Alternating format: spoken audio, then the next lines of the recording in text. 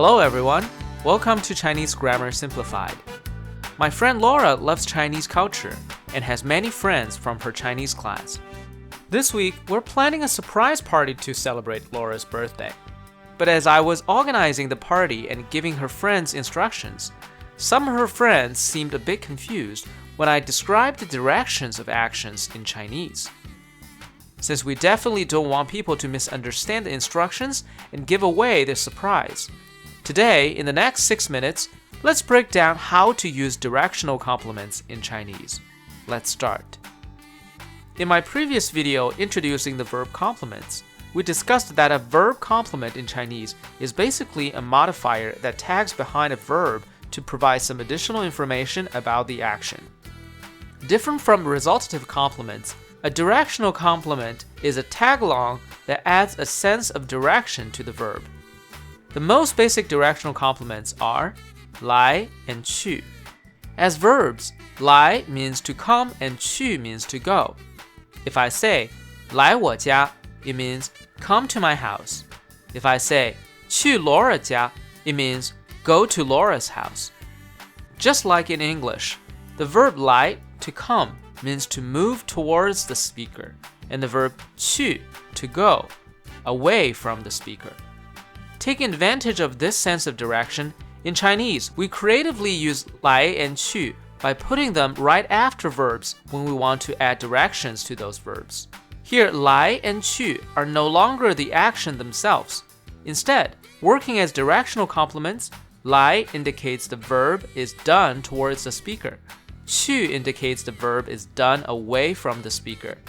The pattern goes subject plus verb plus directional complement plus object. For example, if I say 我买来了一个蛋糕, it means I bought a cake and brought it here. If I say 朋友带去了一些礼物, it means friends brought some presents to go there. Sometimes, in order to emphasize and to clarify this sense of direction, instead of staying right after the verbs, the complements 来 and 去 are moved all the way to the end of the sentences, so they are the last thing you hear. Therefore, the sentences we saw earlier can be rephrased as 我买了一个蛋糕来，朋友带了一些礼物去. The meanings remain the same. Now, besides 来 and 去, there are many other Chinese words that carry a sense of direction. Many of them can be used as verbs themselves and as the directional complements like 来 and 去. Here are a few of the most common ones. 上 means up or to move upwards. 下 means down or to move downwards. 进 means to enter. 出 means to exit. 回 means to return. 过 means to cross or to pass. As verbs, they can work in combination with the complements 来 and 去. Now, can you figure out what these combinations mean? Let me give you a clue.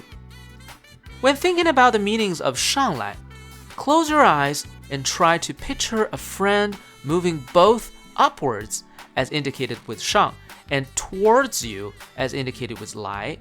What would you call this action?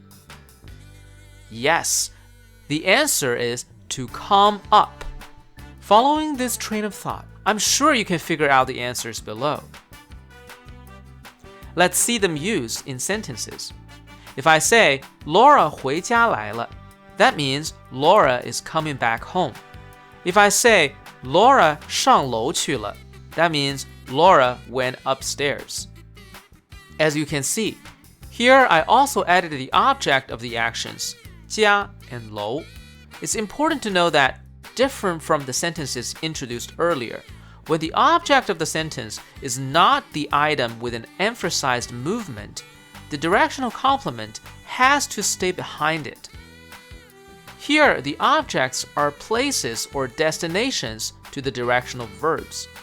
They themselves are not being moved, so the complements 来 and 去 have to stay behind the objects. What's most interesting and confusing for many students is that we Chinese use the entire combo of the structure just discussed here. Directional verb plus object, which is place or destination, plus 来 or 去 as a compound directional complement after verbs. For example, adding to the sentences we saw earlier, we can say 我买回家来了一个蛋糕，朋友带上楼去了一些礼物。The pattern goes subject plus verb plus compound directional complement plus object. And the meanings are I bought a cake and brought it home here. Friends brought some presents and went upstairs.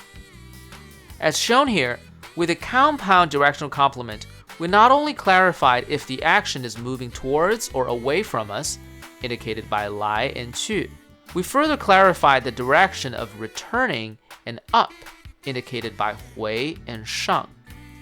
Similarly, we can also move the compound directional complement behind the object and say 我买了一个蛋糕回家来，朋友带了一些礼物上楼去, and the meanings remain the same. As always, to help you practice, please take a look at the following English sentences and think about how you would say them in Chinese. You can find the answers on my website. Surprise! Thanks for the awesome party! Now I have a challenge for you. You just said that it's okay to have directional complements either before or after the object. But guess what? I have been told that with certain verb objects, you have to place the directional complement after them, not between them. Like 走路回来, not 走回来路. 跑步上来, not 跑上来步. Or 开车过去, not 开过去车. Why is that? Great question. In the next video, I'll answer your question and explore other ways we use directional complements. Stay tuned. If you have any questions about any Chinese grammar point that confuses you, please leave a comment below. For customized Chinese lessons, please reach me at TwinCitiesChineseTutor.us. Thank you for watching.